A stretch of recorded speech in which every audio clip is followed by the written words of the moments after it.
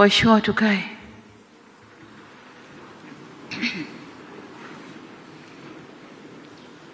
Mheshimiwa Spika wa Bunge la Jamhuri ya Muungano wa Tanzania Mussa Azzan Zungu, Mheshimiwa Spika wa Baraza la Wawakilishi ndugu Zuberi Maulid, na waheshimiwa wabunge na wajumbe wa Baraza la Wawakilishi mliopo nasi hapa, Mheshimiwa Balozi Khamis Mussa, Waziri wa Fedha wa Jamhuri ya Muungano wa Tanzania, waheshimiwa mawaziri na manaibu mawaziri mliopo, nikitambua kwa kipekee uwepo wa naibu waziri wa fedha kutoka Zanzibar, Dr. Natu Elmaamri Mwamba, katibu mkuu wa Wizara ya Fedha, makatibu wakuu na manaibu makatibu wakuu mliopo nasi hapa, ndugu Emmanuel Tutuba, gavana wa Benki Kuu ya Tanzania, magavana wa mabenki kuu toka Jumuiya ya Afrika Mashariki na Jumuiya ya Maendeleo ya Kusini mwa Afrika mliopo nasi hapa, manaibu gavana wote wa sasa na wastaafu, magavana na manaibu gavana wote wa sasa na wastaafu wa Benki Kuu ya Tanzania, Mheshimiwa Mwenyekiti wa Chama cha Mapinduzi Mkoa wa Dar es Salaam kaka yetu Abbas Mtemvu, Mheshimiwa Mkuu wa Mkoa wa Dar es Salaam Albert Chalamila, Mheshimiwa Albert Chalamila, Mwanasheria Mkuu wa Serikali Bwana Hamza Johari, waheshimiwa mabalozi na wakuu wa taasisi za kimataifa mliopo nasi, wajumbe wa bodi ya wakurugenzi ya Benki Kuu ya Tanzania wa zamani na mliopo sasa, wakuu na wawakilishi wa taasisi za mashirika ya serikali mliopo pamoja nasi, ndugu Theobald Sabi, mwenyekiti wa Chama cha Mabenki Tanzania na mkurugenzi mtendaji wa Benki ya Taifa ya Biashara, pamoja na watendaji wakuu wa mabenki yetu Tanzania, ndugu Hisham Hendi, mwenyekiti wa Chama cha Watoa Huduma za Simu Tanzania, washiriki wote wa maendeleo mliopo nasi, wakuu na wawakilishi wa taasisi za kifedha mliopo, uongozi wa wafanyabiashara wa Benki Kuu ya Tanzania,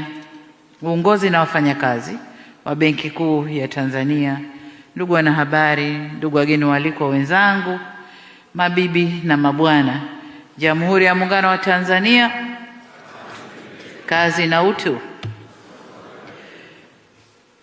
Waheshimiwa, awali ya yote nami niungane na walionitangulia kumshukuru Mwenyezi Mungu, viongozi wa dini na wote walionitangulia kusema kwa kukutanisha hapa leo katika tukio hili muhimu la maadhimisho ya miaka 60 ya Benki Kuu ya Tanzania. Aidha, nitumie fursa hii kuupongeza Waziri wa Fedha, gavana wa Benki Kuu ya Tanzania pamoja na magavana na manaibu gavana wote waliotangulia kwa kuweka misingi imara ya weledi na uadilifu inayoendelea kuwa mwongozo wa utendaji kwa taasisi yetu hii muhimu nchini kwetu. Kipekee niwapongeze pia bodi, management na watumishi wote wa Benki Kuu ya Tanzania wa zamani na wa sasa kwa mchango wao katika safari hii tunayoiadhimisha leo. Kama walivyofanya wenzangu, tunawakumbuka magavana, manaibu na watumishi wote waliowahi kutumikia benki hii ambao sasa wametangulia mbele ya haki. Mwenyezi Mungu awapumzishe kwa amani. Tupongeze pia taasisi zote muhimu za ndani na nje ya nchi ambazo ni washirika muhimu wa benki hii. Na kwa wageni wetu wote mliotoka nje ya Tanzania kutunga mkono katika maadhimisho haya, tunasema karibuni sana Tanzania. Ndugu viongozi na waalikwa wenzangu, tunapoadhimisha miaka 60 ya Benki Kuu ya Tanzania, hatuadhimishi tu umri wa taasisi bali tunaadhimisha miongo 6 ya kazi kubwa iliyofanywa na taasisi hii ya kusimamia sekta ya fedha na uchumi wa nchi yetu kwa ujumla, lakini vile vile kuimarisha akiba yetu na kulinda akiba yetu ya fedha na kulinda thamani ya fedha yetu. Hivyo miaka hii haipaswi kuhesabiwa kwa kalenda peke yake, bali inapaswa kupimwa kwa tathmini ya kina kuhusu utekelezaji wa majukumu ya msingi ya taasisi hii. Kabla ya kuingia kwenye ukumbi, nilipita kuangalia maonyesho pale nje na nimeona historia yote na kazi zinazofanywa na idara mbalimbali za benki hii, kazi ambazo kwa miaka 60 zimeweza kutufikisha hapa tulipo kwa weledi na ufanisi mkubwa. Niungane na walionitangulia kutoa heshima kwa waanzilishi wa Benki Kuu, magavana, wajumbe wa bodi, viongozi na wafanyakazi wote waliotumikia katika vipindi mbalimbali. Tunatambua mchango wa kila kizazi kilichopokea kijiti hiki kutoka kwa wenzao kwa nyakati tofauti, kuzikabili changamoto za wakati husika waliofanyia kazi na kuikabidhi taasisi kwa kizazi kilichofuata ikiwa imara zaidi.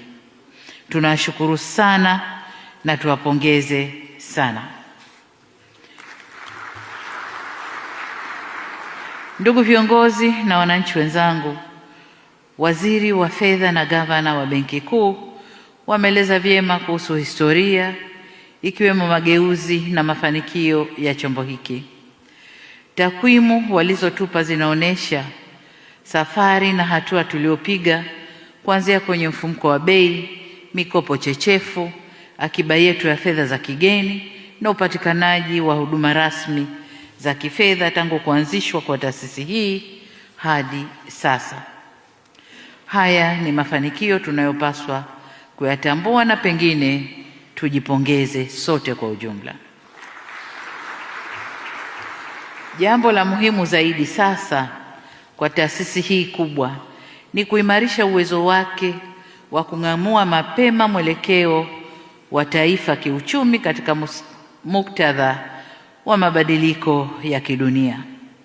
Sisi sote ni mashahidi wa masuala yanayoendelea duniani sasa, ikiwemo misukosuko ya kisiasa na namna inavyoathiri uchumi wa dunia kwa ujumla. Misukosuko hii inaathiri upatikanaji wa bidhaa, uhimilivu wa mifumo ya kifedha, pamoja na thamani ya sarafu ndani ya muda mfupi. Changamoto hii imejidhihirisha zaidi kwenye bidhaa ya mafuta, ambapo kwa sasa imepanda bei na kusababisha kupanda kwa bei za bidhaa nyingine. Hayo yote yanatukumbusha kuwa ushindani wa kimataifa unaotukabili sasa si wa rasilimali, viwanda na uzalishaji peke yake, bali pia uwezo wa nchi kutabiri na kukabiliana na mabadiliko ya mazingira ya kisiasa na kiuchumi ya dunia. Hapa ndipo tunapopata tafsiri ya kauli mbiu ya maadhimisho haya inayosema kuendeleza ustawi wa uchumi kupitia ubunifu, mageuzi na ustahimilivu. Kauli mbiu hii imebeba kile chote kinachotokea duniani kwa sasa. Sababu mabadiliko yale kwa kiasi kikubwa yataleta mageuzi ya kiuchumi na mambo mengine, na hivyo tunapaswa kuwa wabunifu kujenga mifumo itakayoweza kustahimili yale yanayotokea duniani. Niseme kwamba ubunifu ni muhimu, lakini bila kuimarisha na kusimamia na kuhakikisha ubunifu ule uko salama, unaweza kuzaa changamoto mpya. Mageuzi tunayoyazungumza ni muhimu, lakini kama hayabadili maisha ya wananchi, yatasalia kuwa takwimu katika ripoti zetu. Takwimu zitasema kama tunavyoona kwengine, uchumi unapanda, GDP kubwa, uchumi wa nchi ni mkubwa, lakini ukifika kwa watu, hali za watu sio nzuri. Kwa hiyo tusiposimamia vyema, mabadiliko haya yatabaki kuwa takwimu, na ni vyema kutafsiri ukuaji wa uchumi uende ukakue mpaka kwa mtu wa kawaida kule chini. Ustahimilivu ni muhimu, lakini pasi na kujenga uwezo wa ndani kisera na kifedha, unaweza kuwa ni uwezo wa kuvumilia matatizo badala ya kuwa uwezo wa kuyatafutia ufumbuzi matatizo yanayotukabili. Tunapokuwa na uwezo mkubwa, kama tutapatwa na changamoto kwa mageuzi yanayotokea duniani, tunaweza tukawa na ufumbuzi wa haraka ndani yetu. Lakini tusipojenga uwezo mkubwa wa kisera na kifedha, basi tutaweza kuyavumilia tu yanayotokea, lakini hatutaweza kutafuta ufumbuzi. Ndugu viongozi na wananchi wenzangu, mafanikio ya mfumo wa fedha hayana budi kwenda sambamba na usawi wa mwananchi mmoja mmoja. Kipimo chetu kisibaki kuwa wananchi wangapi wamefikiwa na huduma ya fedha, bali tujipime ni kwa kiasi gani huduma za fedha zinakuza mitaji na biashara ndogo ndogo na kuweza kuchangia kuwafanya wale wa biashara ndogo ndogo kuweza kuchangia katika uchumi wa nchi.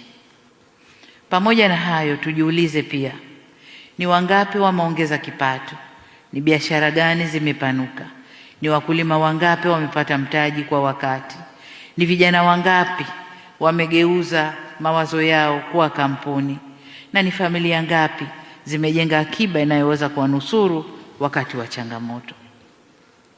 Maswali haya yanatupeleka moja kwa moja kwenye nafasi ya sekta binafsi, ambayo ndio nguzo kuu ya uzalishaji, uwekezaji na ajira.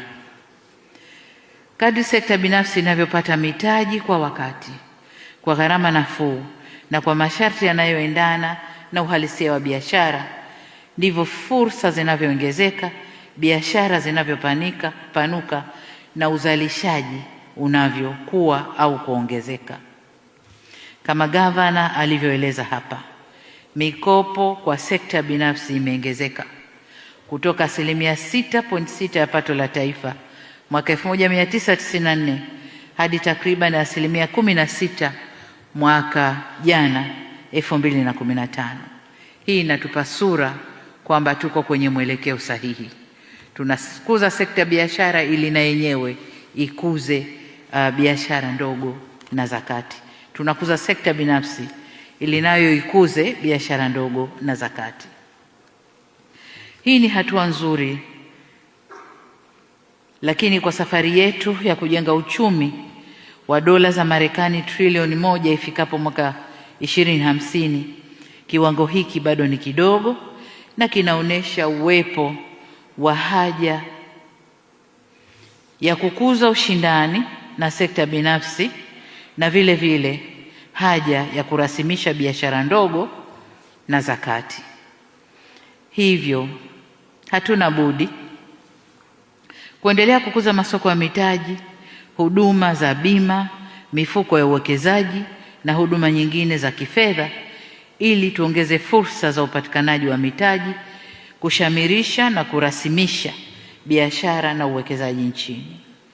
Na katika kutekeleza hayo, kama wasemavyo Waswahili, haba na haba hujaza kibaba. Lakini haba na haba hii itajaza kibaba pale tu itakapokusanywa, kulindwa na kuelekezwa kwenye uwekezaji wenye tija.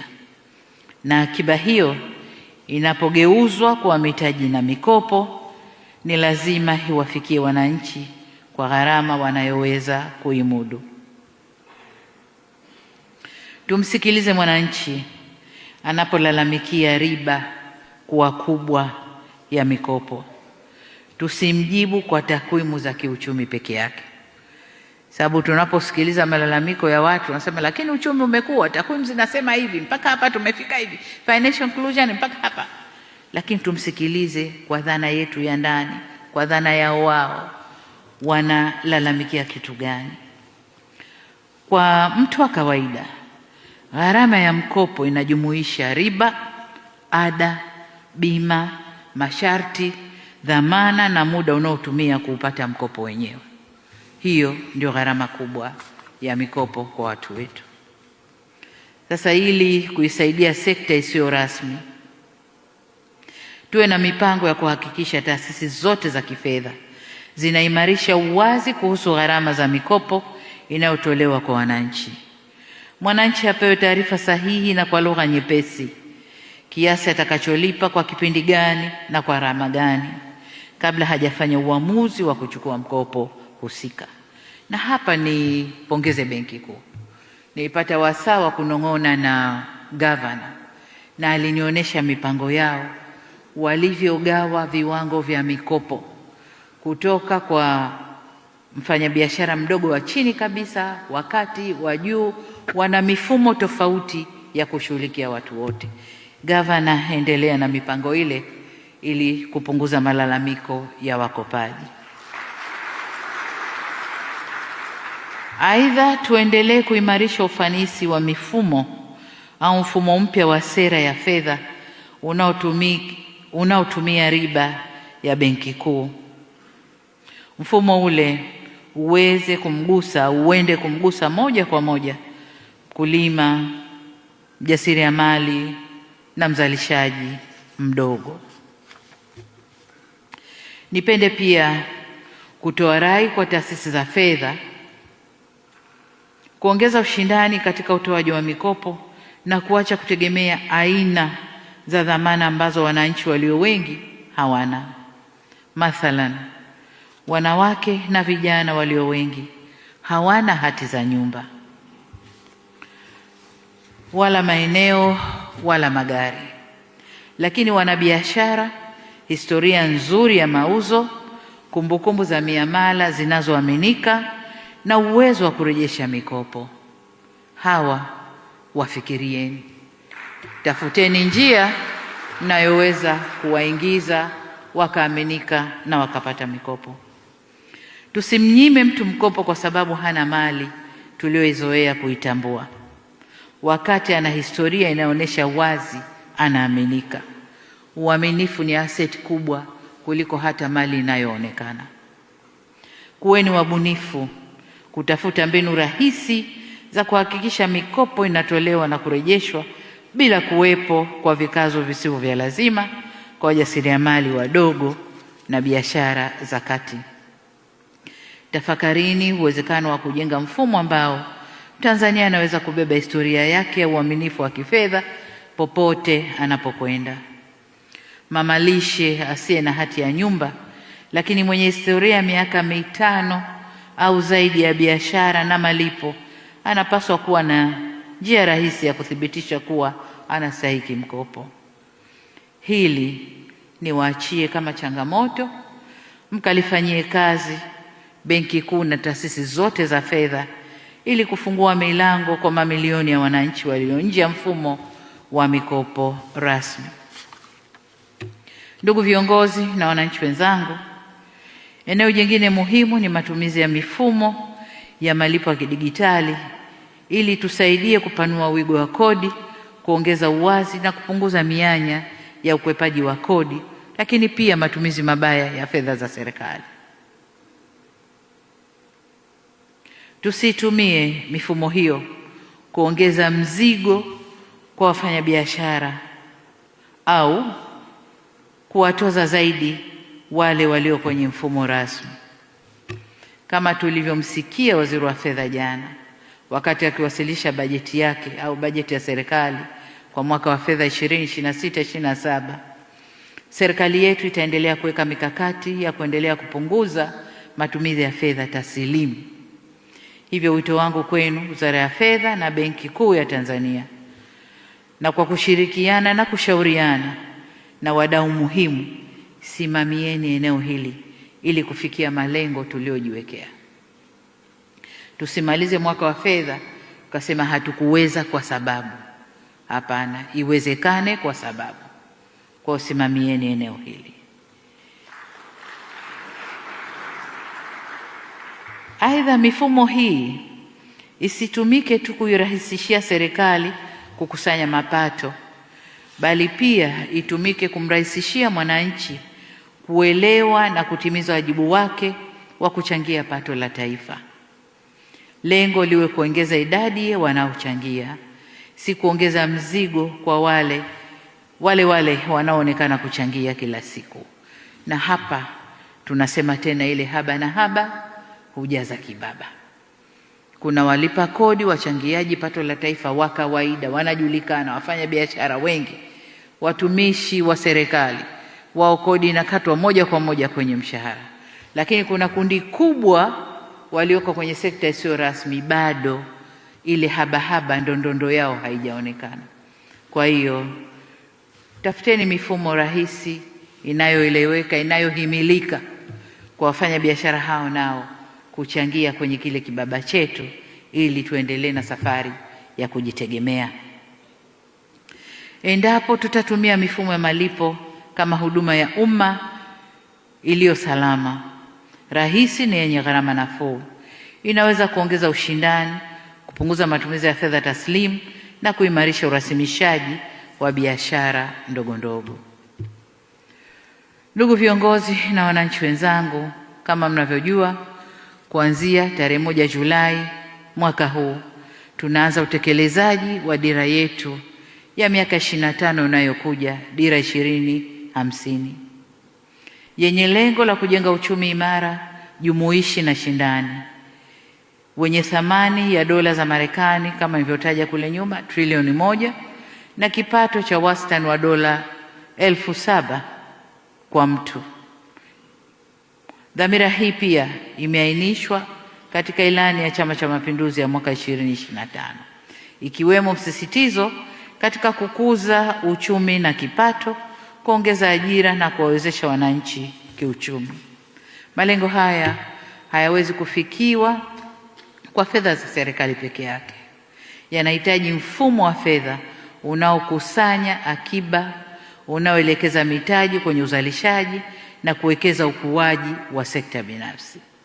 Hivyo ni wajibu wa Benki Kuu ya Tanzania kuhakikisha kuwa tunakuwa na taasisi imara za fedha zenye kujenga biashara zenye mitaji ya kutosha. Tuwe na akiba ya kutosha ya fedha za kigeni itakayotuwezesha kufanya biashara nje ya mipaka ya Tanzania. Katika hatua nyingine, niipongeze Benki Kuu kwa mpango wa ununuzi wa dhahabu ya ndani.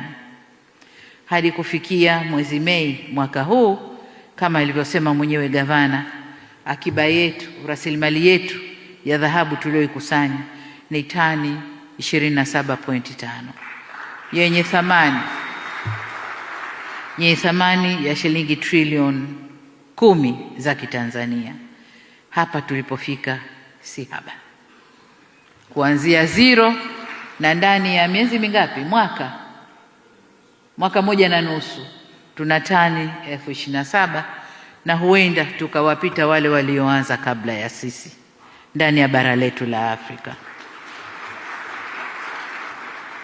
Huu ni mfano mzuri wa kutumia rasilimali za ndani kuimarisha uthabiti wa kifedha wa taifa letu. Benki Kuu, hongereni sana.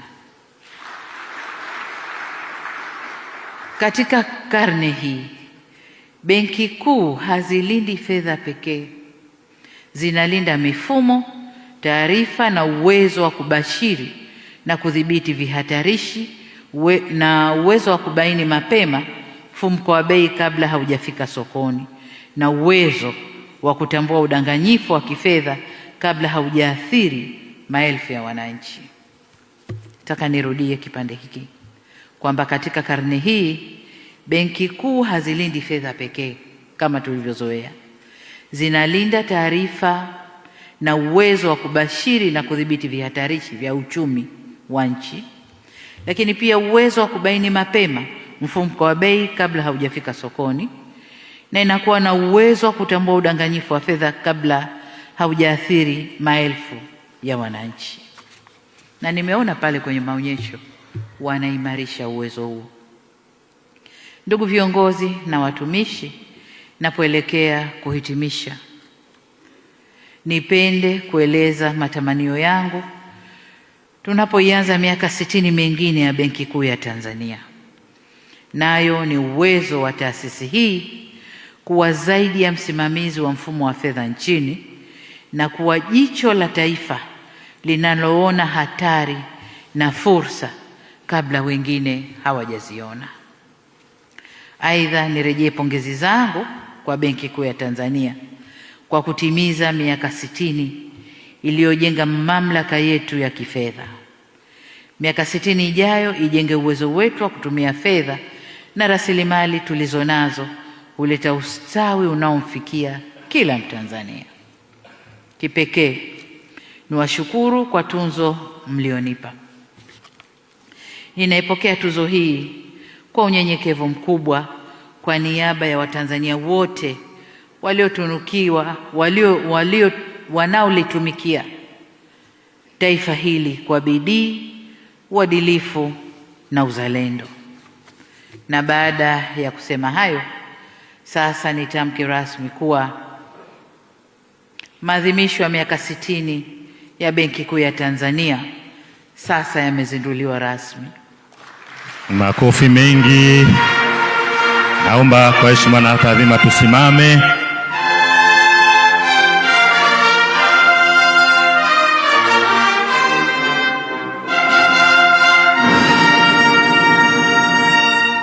Asante. Naomba tukae. Nimepewa taarifa kwamba baada ya uzinduzi huu kutakuwa na kongamano la magavana wa benki walioalikwa pamoja na wakwetu. Niwatakie kongamano jema na shughuli zote zilizopangwa kama maadhimisho ndani ya miaka 60 zifanikiwe na zifanywe kwa uweledi. Nimwombe Mwenyezi Mungu aibariki nchi yetu Tanzania, na Mungu aibariki Benki Kuu ya Tanzania na taasisi zote za kifedha nchini. Asanteni sana kwa kunisikiliza. Mungu awabariki.